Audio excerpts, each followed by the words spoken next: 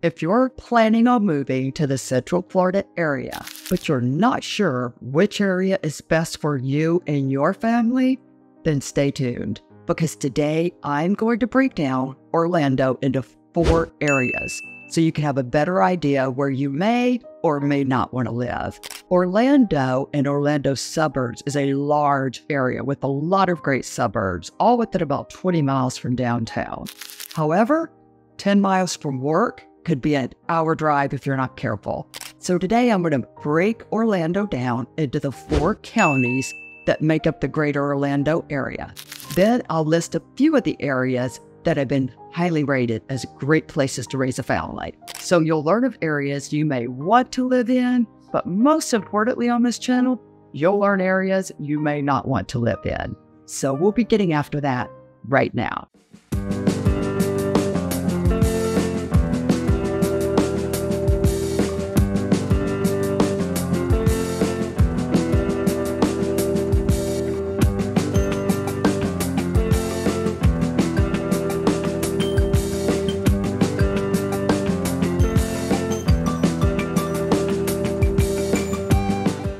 Hey guys, welcome to my channel. My name is Chandra Patterson and I'm a local realtor here in the Orlando area. I love making these videos for you.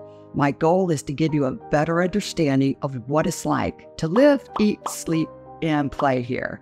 So let's look at Orlando and break it down. There's 4 counties that make up the Orlando area. I'll briefly touch on those, but then in another video, I'll dig deeper into the specific areas for you. I'll also go out and video these areas so you have a better feel of what it's like to live there. So if there's one you're interested in learning more about, please leave it in the comments. I would love to video it for you.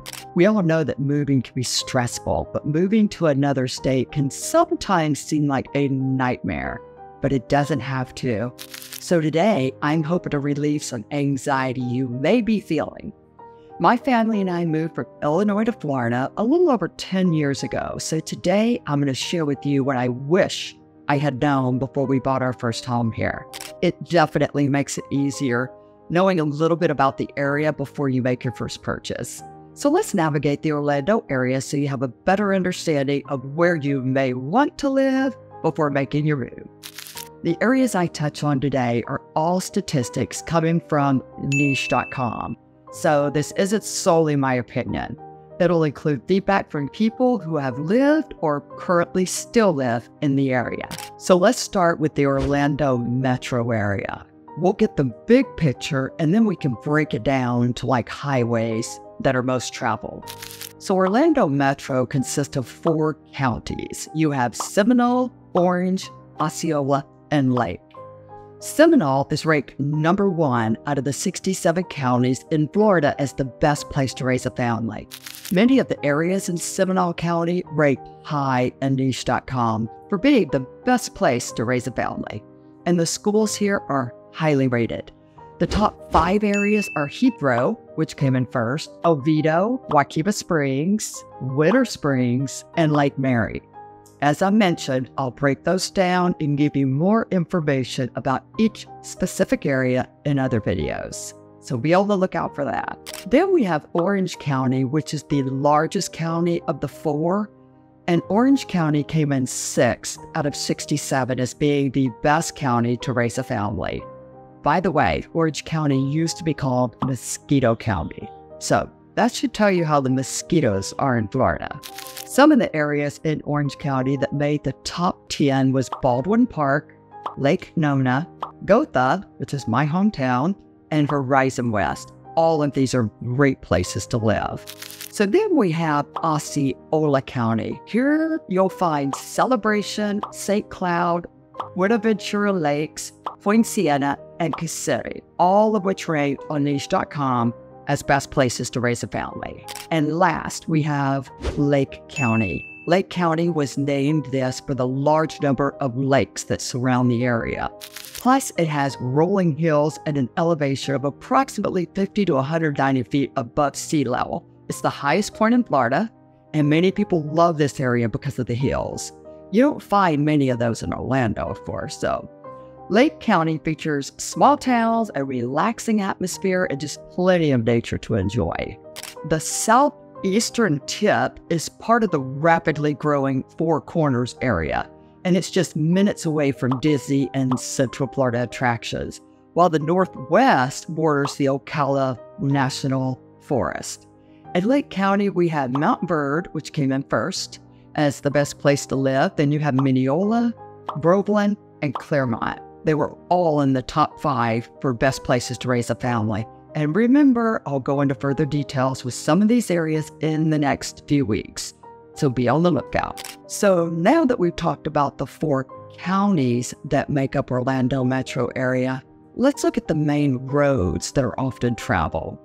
When it comes to moving here, you definitely want to consider where you'll be working versus living.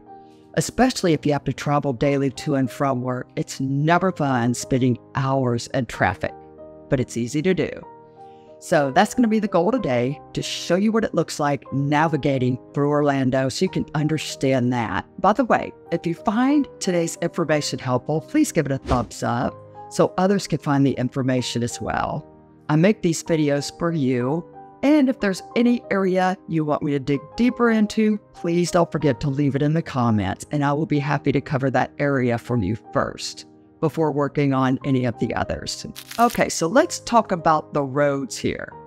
I-4 runs through the middle of Orlando, dividing the west side from the east side. We have State Road 408, which is a toll road, or we can use Highway 50, which is a county road that divides Orlando from north to south. Interstate 4 is one of the most traffic-dense and dangerous places to drive here in Orlando, though. In fact, Interstate 4 is one of the deadliest roads in the country, ranking number 3. So finding another route is definitely important. There's too many deaths on that road, and it runs from Daytona to Tampa, but the deadliest city from those 2 points is Orlando. So you hear people saying all the time, as long as I don't have to get on I-4.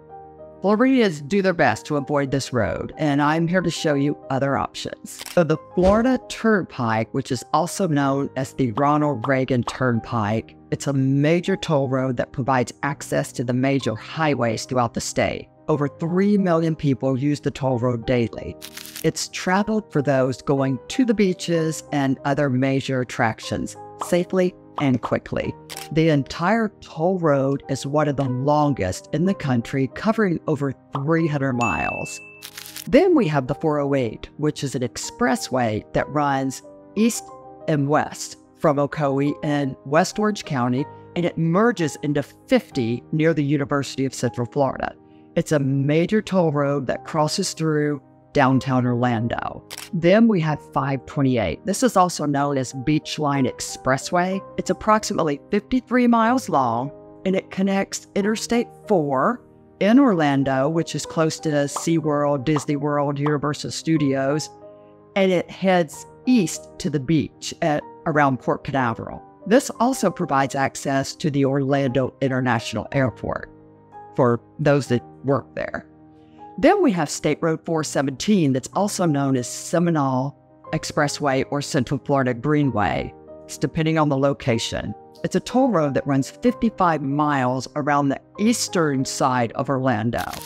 And on the west side, we have State Road 429. It extends nearly 23 miles in a pop gut south to Interstate 4 in Osceola County. It provides West Orange and Osceola counties with an alternate north-south route to travel instead of the heavily traveled Interstate 4. So that's a few of the main roads that are highly traveled here. Another interesting fact is the roads that run west and east are even numbers, and north to south are odd numbers. I-4 appears to run north and south when you look at it running through Orlando, but they actually label it east and west because the distance east and west has more distance than north and south. So that can be confusing when you're in Orlando and you're told to go east or west, and you know you should be going north or south, provided you know your directions. If not, then you'll never notice it anyway. So just follow the GPS and let's hope it knows where it's going. That's another video. We confuse the GPS around here. Anyway, hopefully this helped you understand navigating Orlando. I've lived here 10 years. It took me 9 to figure all this out. But now you know it in 9 minutes. Don't forget to comment below on which area you want me to dive into for you, and I'll share everything you need to know about it. And if you found this information helpful, don't forget to give it a thumbs up and hit the subscribe button and ring the bell if you want to be notified of more videos like this. My name is Chandra Patterson, and I'm a local realtor here in the Orlando area, and I'm here to help you make that smooth move to Central Florida. So make sure you give me a call, shoot me a text, or send me an email. And until then, I look forward to showing you around town. So take care.